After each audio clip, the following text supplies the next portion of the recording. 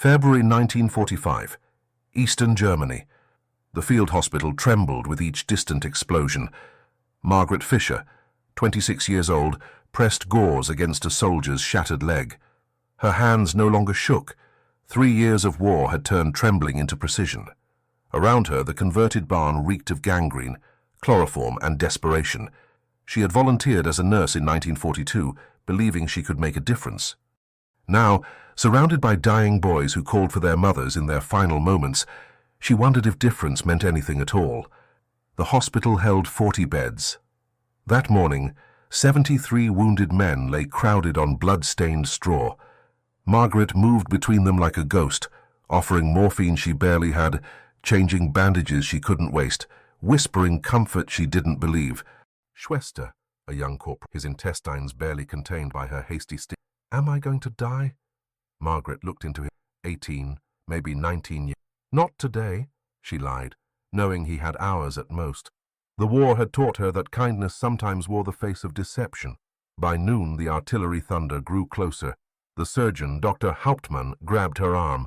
They're breaking through. We need to evacuate. But evacuate where? The roads were clogged with retreating columns. The railways had been bombed into twisted metal, and the wounded. How could they move men whose bodies were held together by thread and prayer? Margaret made her choice. I'm staying. Hauptmann stared at her, then nodded. He understood. Some decisions weren't about survival. They were about refusing to abandon those who couldn't abandon themselves. By evening, the explosions rattled the surgical instruments on their makeshift tables. Wounded men arrived in impossible numbers, carried by comrades, dragged on blankets, crawling on shattered limbs. German, Russian. It no longer mattered. Margaret treated them all. Her white apron, once pristine, now bore the chromatic history of trauma. Brown dried blood, black gunpowder, yellow iodine, red arterial spray. Then the doors burst open. Allied soldiers poured in, weapons raised, shouting in English. Margaret instinctively stepped in front of her patients, arms spread, as if her body could shield them from bullets. An American officer surveyed the carnage, the improvised operating table, the dying men, the exhausted woman in a blood-soaked uniform. Medical personnel, he asked in broken German. Ja, nurse. These men need... You're coming with us. Margaret looked back at the soldier she'd been treating, the one who'd asked if he would die. His eyes were closed now. He'd found his answer. She grabbed her medical bag, the leather satchel that contained her scissors, forceps, and the small notebook where she recorded each patient's name. It was all she had left of who she used to be. As American soldiers led her outside, Margaret saw the hospital burning behind her. 3 years of saving lives erased in minutes. They loaded her onto a military truck with other captured Germans, soldiers, civilians, medical staff. The vehicle lurched forward into the night. Margaret clutched her bag against her chest. She didn't know where they were taking her. She didn't know she was about to cross an ocean. She didn't know that her war was ending. But her transformation was just beginning. The truck convoy rolled through the night, headlights cutting through smoke and darkness. Margaret sat wedged between a terrified young secretary and an older Wehrmacht officer who stared blankly ahead, his mind already broken. She counted 12 prisoners in her truck. None spoke. What was there to say? They were the captured, history's footnotes, stripped of agency, moving toward a fate they couldn't name. Her medical bag remained pressed against her ribs like a talisman. Inside, bandage scissors that had cut through 1,000 dressings, forceps that had extracted shrapnel from countless wounds, a stethoscope that had listened to hearts that would never beat again. These instruments were her identity. Without them, she was just another defeated German. Dawn broke over a landscape Margaret didn't recognize. They'd traveled west, away from the Eastern Front's apocalypse, toward something that felt both safer and more terrifying. The unknown. By midday, the convoy reached a port. Margaret stepped from the truck and froze. Before her stretched an enormous vessel, a converted cargo ship, grey and imposing, surrounded by hundreds of prisoners being organized into lines. American soldiers directed the flow with mechanical efficiency, their weapons present but not threatening. Women to the left, men to the right, no talking, move. Margaret joined the women's line. Around her, nurses, factory workers, teachers, secretaries, all reduced to a single category, prisoner. The guards weren't brutal. This surprised her. They were methodical, professional, almost bored. One young American soldier, barely older than the boys she'd treated, checked names against a list without making eye contact. Name: Margaret Fisher. Occupation: nurse. Volunteer Medical Corps. He marked something on his clipboard. Guy bored when called. That was it. No interrogation, no violence, just bureaucratic processing, as if war were merely paperwork that needed organizing. The boarding took hours. Margaret watched families being separated, husbands from wives, mothers from sons. Some screamed, others went silent, their grief too deep for sound. When her group was called, Margaret climbed the gangway with her bag clutched tight. The ship's interior was a cavern of metal and shadows, converted cargo holds fitted with triple-stacked bunks, hundreds of them, stretching into darkness. A guard pointed. "Your section, 200 women. Stay there." Margaret found a middle bunk and sat. Around her, women settled into spaces barely larger than coffins. The air already felt heavy with fear and body heat. "Where are they taking us?" a young woman asked, her voice trembling. "Work camps, maybe," someone answered. "Russia, Siberia." "I heard America," another whispered. America. The word hung in the stale air like an impossible dream. Surely not. Why would the Americans transport German prisoners across an ocean? It made no sense. The ship's engines rumbled to life. The vessel lurched, then began moving. Margaret lay back on her thin mattress and stared at the metal ceiling inches from her face. Somewhere above, the Atlantic Ocean waited, that vast, cold expanse she'd only seen in photographs. She was leaving Europe, leaving the bombed cities and mass graves, the field hospitals and final screams. But she was also leaving behind everyone she'd ever known. As the ship cleared the harbor, a woman began to cry. Quiet, broken sobs that echoed through the hold. Margaret didn't cry. She'd forgotten how. Instead, she opened her medical bag and counted her instruments one more time, making sure nothing had been lost. The Atlantic crossing took 17 days. 17 days of rolling nausea, stale air, and the constant smell of unwashed bodies packed too close together. 17 days of rationed food, controlled bathroom breaks, and the rhythmic thunder of engines that never stopped. Margaret spent those days doing what she knew best: healing. Women fell ill. Seasickness, infections, panic attacks that left them gasping and clawing at their own throats. Margaret moved through the crowded hold with her medical bag, offering what little she could: pressure points for nausea, cool compresses for fever, whispered reassurances for those losing their minds. The guards noticed. One afternoon, an American medic approached her bunk. "You're the nurse?" "Yes." He handed her a small box of supplies, real bandages, antiseptic and aspirin. "Keep them alive. We don't need deaths on this transport." It wasn't compassion, it was logistics, but Margaret accepted the supplies anyway. By the time land appeared on the horizon, she'd treated 43 women and earned a reputation as the ship's unofficial doctor. The morning they arrived, Margaret stood on deck with other prisoners, squinting against sunlight that felt foreign after weeks in the hold's darkness. What she saw made no sense. The port was pristine. Massive cranes moved with mechanical grace, loading and unloading cargo. Warehouses stood intact, their windows unshattered, their walls free of bullet holes. Workers moved purposefully, their clothes clean, their faces untraumatized. There were no ruins, no bomb craters, no burning buildings or skeletal remains of what used to be homes. Margaret had spent 3 years in a Europe that bled from 1,000 wounds. She'd forgotten that places like this could exist, places where war was a newspaper headline, not a daily apocalypse. "Jesus," whispered the woman beside her. "It's like they're not even fighting a war." But they were. American soldiers were dying on European beaches and Pacific islands.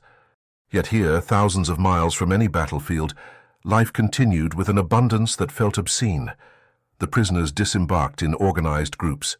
Margaret walked down the gangway, clutching her medical bag, her legs unsteady after weeks at sea. her eyes unable to process the normalcy surrounding her. They were loaded onto buses, actual buses with seats and windows, not military trucks.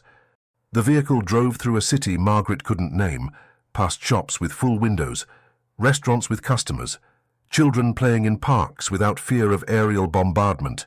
"Where is the destruction?" someone asked, confused. There wasn't any. That was the point. America had exported its war, kept the killing far from its cities, its children, its sense of invulnerability. The contrast was psychologically devastating. Margaret felt anger rising in her throat, irrational, unfair anger at people who'd never asked for their geographic blessing. The bus stopped at a processing center. More lines, more clipboards, more mechanical efficiency. Name? Margaret Fisher. Occupation before capture. Nurse. Volunteer Medical Corps. The officer made notes.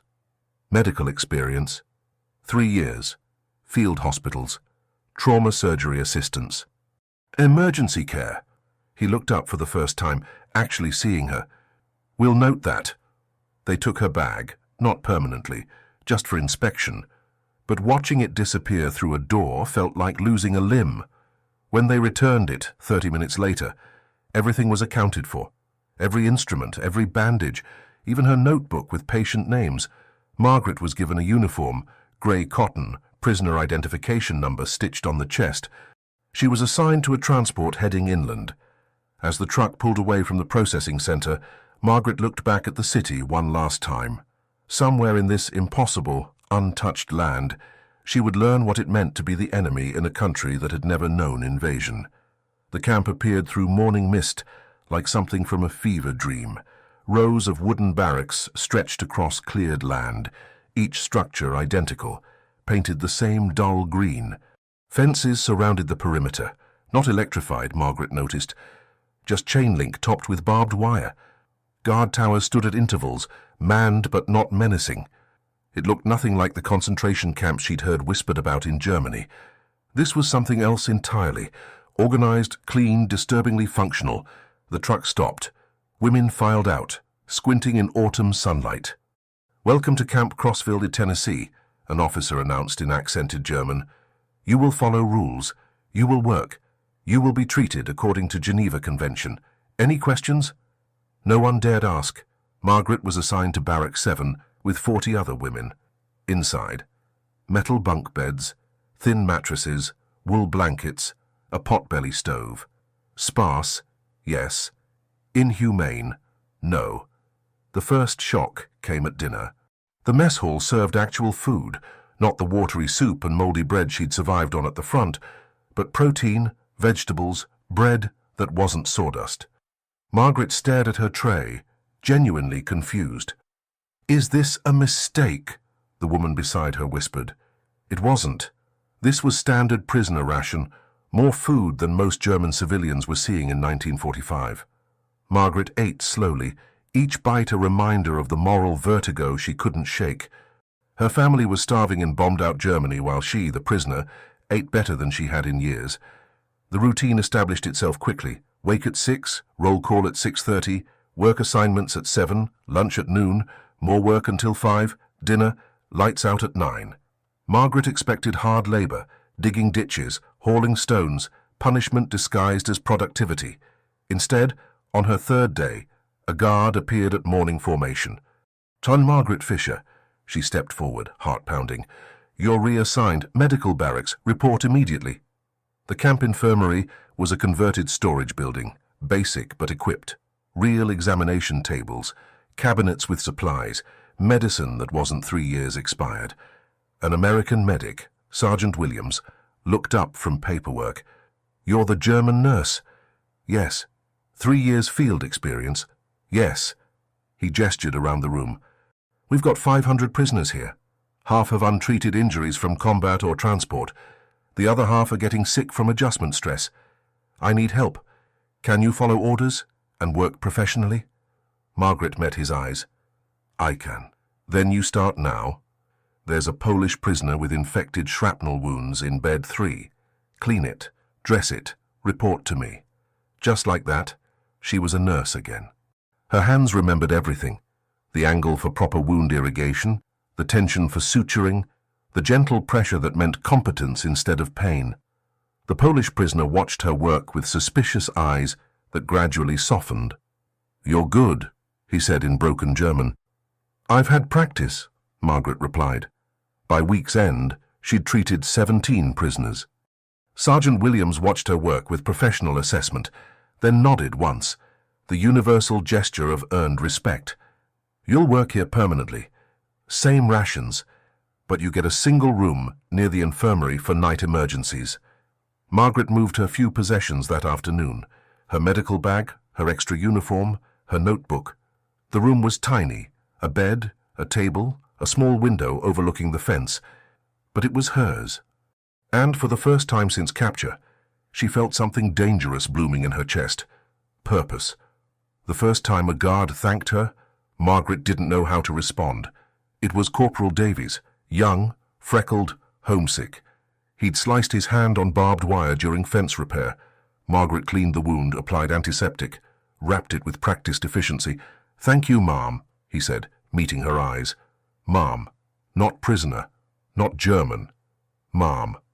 Margaret nodded, unsure if speaking was allowed. Davies left, flexing his bandaged hand, and she stood there feeling something crack inside her carefully maintained emotional armor. The weeks blurred into routine. Prisoners arrived with infections, chronic pain, psychosomatic illnesses born from displacement and grief. Margaret treated them all, German, Polish, Italian, even the occasional injured guard. Sergeant Williams taught her English medical terms, suture, antiseptic, inflammation. He was patient, professional, never condescending. When she made mistakes, he corrected her pronunciation without mockery. "Your technique is better than half the medics I've trained," he admitted one afternoon. Margaret didn't respond. Compliments from the enemy felt like betrayal, but whose betrayal? Of Germany? Of herself? The other guards began treating her differently. They nodded when passing, asked her opinion on minor injuries. One left her an extra apple from the mess hall, a small kindness that made her throat tight. She watched them carefully, these young American men. They followed rules, not impulses. They complained about boredom, not bloodlust. They showed photographs of girlfriends and mothers, their humanity spilling through the professional veneer. They were nothing like the SS officers she'd glimpsed at the front, men whose eyes held no light, only ideology's cold machinery. This realization disturbed her more than cruelty would have. Among the prisoners, Margaret became a confessor. Women whispered their fears during examinations, fears they couldn't voice in the barracks where walls had ears and trauma made everyone paranoid. "I feel guilty," a teacher named Greta admitted while Margaret checked her blood pressure. "We have beds, food, safety. My sister is in Berlin with nothing." "I know," Margaret said quietly. "How do we live with this, being cared for by the people we're supposed to hate?" Margaret had no answer. The question haunted her own nights. She wrote letters home, censored, brief, carefully worded. Months passed before replies arrived. Her mother's handwriting shook with age or hunger, maybe both. "We are alive. The city is rubble. Your father works for food rations. We are cold, but we survive. Do not worry for us. Do not worry." As if worry were optional. As if Margaret didn't lie awake, calculating the calories her mother wasn't eating, the warmth her family didn't have. She lived in a paradox, imprisoned but protected, enemy but essential, guilty but innocent. One evening, treating a German prisoner with pneumonia, Margaret realized the woman was crying. "What hurts?" Margaret asked. "Everything. Nothing. I don't know who I am anymore." Margaret placed a hand on her shoulder, the only comfort she could offer. "None of us do." The woman looked up. "How do you keep going?" Margaret glanced at her medical bag, her instruments laid out with familiar precision. "I remember what I'm good at. I do that. Everything else, I can't control." It was the truth, the only truth she had left. Outside, twilight settled over the camp. Guard towers lit up. Somewhere, a radio played American music, foreign rhythms that no longer sounded quite so alien. Margaret cleaned her instruments, preparing for tomorrow's patients. The war was ending, everyone knew it. Germany was collapsing. But here, in this strange limbo between nations, Margaret had found something unexpected. Not happiness, but function. Not forgiveness, but recognition. She was still a prisoner, but she was a nurse first. And that distinction, however small, kept her human. Spring 1945 brought wildflowers to the Tennessee hills, and news that shattered whatever fragile peace Margaret had constructed. The letter arrived on a Tuesday. Margaret recognized her mother's handwriting immediately. Thinner now, the letters cramped as if conserving precious paper and ink. She waited until evening, alone in her small room, before opening it. "Dearest Margaret, your father is gone. Not the war. His heart," the doctor said. "But I know better." It was hunger, exhaustion, the weight of watching everything we built turn to ash. Your brother Carl writes when he can. He survived the Eastern Front, but something in him died there. He doesn't speak much anymore. We received aid packages last week. American, ironically. Canned meat, powdered milk. The children in our building cried when they tasted sugar for the first time in 2 years. I am not angry you are there, my darling. I am grateful. At least one of us is safe. Your mother Margaret read it 3 times, then folded it carefully and placed it in her notebook between pages of patient records. Her father was dead. Had been dead for weeks by the time the letter crossed the ocean. She'd been eating regular meals, sleeping in a warm bed while he'd collapsed from deprivation in a city she could barely remember. The guilt was physical, a pressure in her chest that made breathing difficult. She reported to the infirmary the next morning because stopping would mean drowning. Sergeant Williams noticed immediately. "You all right?" "Family news," Margaret said. "My father died." Williams was quiet for a moment. "I'm sorry." 2 words. Simple, sincere. From a man whose country had bombed her city, killed her father as surely as any bullet. Margaret nodded and began organizing supplies because her hands needed occupation. The days that followed were mechanical.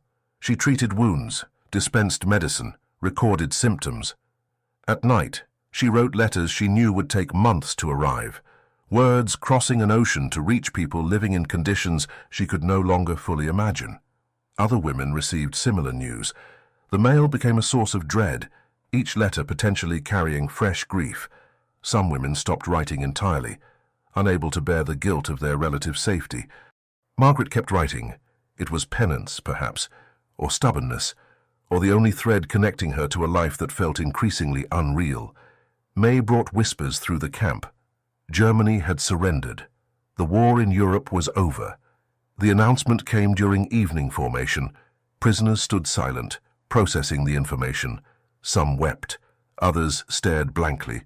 A few smiled, relieved the killing had finally stopped. Margaret felt nothing. Numbness had become her default setting. The war was over, but its consequences were just beginning. Germany lay in ruins.